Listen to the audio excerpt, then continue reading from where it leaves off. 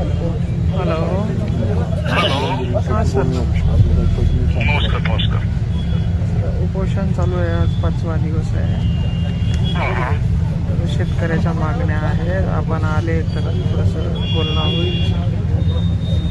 आता मागते आता मी चालू बैठकला आता तर नाही होणार येणं, परंतु आता त्या आपण सगळा सर्वच करायला लागलो. आपण सगळीकडे धावपळ तीच करायला लागलो. आता मी कलेक्टरकडे बसून त्यांच्याकडून तेच काढायला लागलो की किती नुकसान झालं ते मला द्या, आपण शेतकऱ्यांना तातडीने मदत करायची.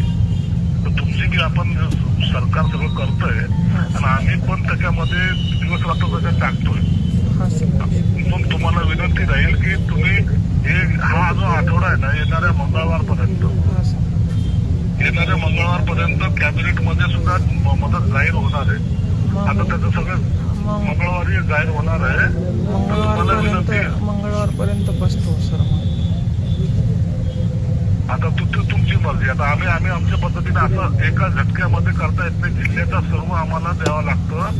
सगळं जे काही नुकसान भरपाईचे मागायची किंवा शेतकऱ्याला काय मदत झाली पाहिजे त्याचे पंचनामे झाले की नाही झाले, कुणाची शेती खडून गेलेली, कुणाच्या शेतामध्ये आजही पाणी, त्यांना सगळं मदत त्या पद्धतीने भेटली पाहिजे म्हणून आमचे सगळं ते सर्व चालू झालेलं आहे. सर्व काही आता कम्प्लीट होत आलेलं आहे. म्हणून आता मंगळवारपर्यंत थांबू नका. तब्येत खराब होईल तर आमची विनंती राहील की तुम्ही सोडलं पाहिजे उपोषण.